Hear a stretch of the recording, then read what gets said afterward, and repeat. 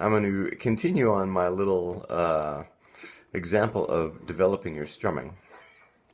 And last week I showed you this little bit, or the week before, something like that. Our symbols for up strum and our down strum. Cover my face for a moment. And then we talked about 4-beat repeating patterns and putting a down strum on each of those beats. We call that 4/4 time, or common time. And then it talked about adding the up strum in there directly in the middle, and I mentioned how to work that out to a metronome, and that gives us eighth notes. I've got the 4 end back there somewhere. Okay. So this week I'm going to share the next bit of that, and then at the end I'm going to tell you a couple of reasons why this is a really important skill to develop and get into your belt. So here are what 16th notes look like, and if you'll notice, we've been talking about subdivision. So I started with quarter notes, moved to eighth notes, moved to 16th notes, and I've been halving things as I go along.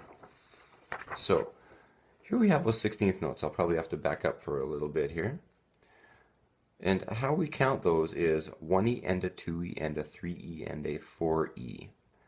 And that's a full measure of 16ths. And by definition, that means your measure has 16 potential places or beats, if you want to think about it that way, to strum on.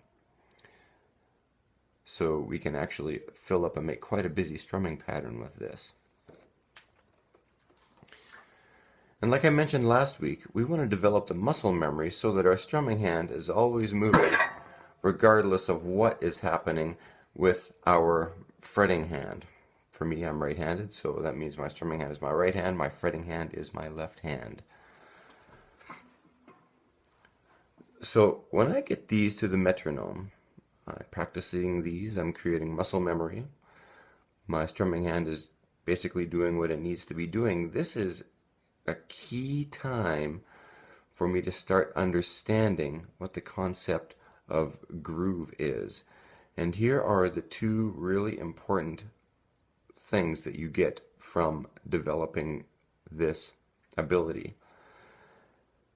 And that is, the groove I could define as the emotional part of the rhythm.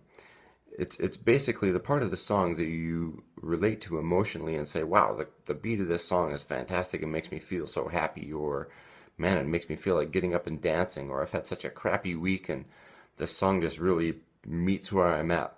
It's all that kind of stuff. You get that within the groove of the song.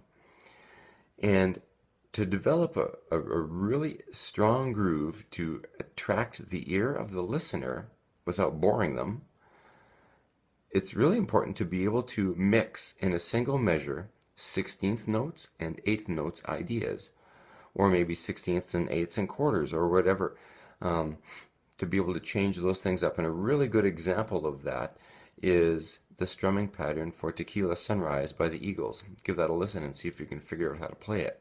It's mixing 16ths at the beginning and 8ths for the last few beats of the measure.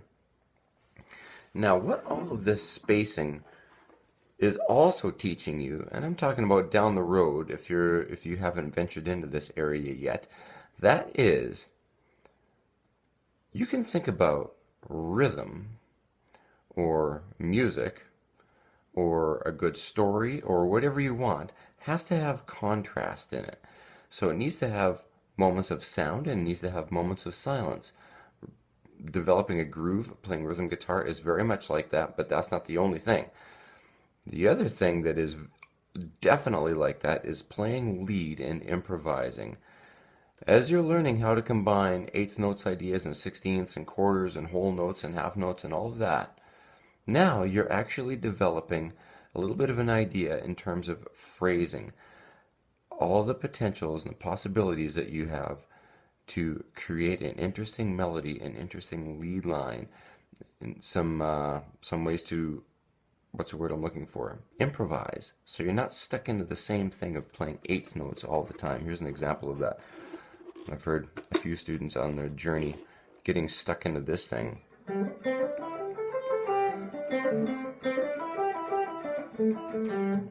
It's not a very interesting lead line. It's not really doing anything. But of course, they were just sitting there because they hadn't developed any of this other stuff, and that's totally fine and dandy. So I could think about that as just sitting on eighths or sitting on sixteenths, whatever it was. I was not creating any space or any contrast.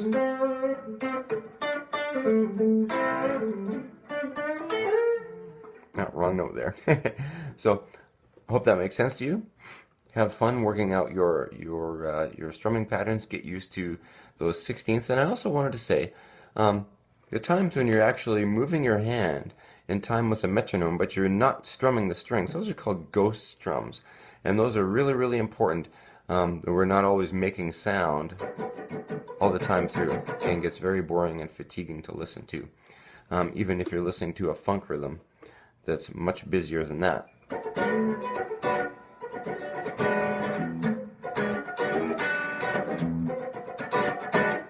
I'm not creating a chord with each of those drums. I'm giving space in there.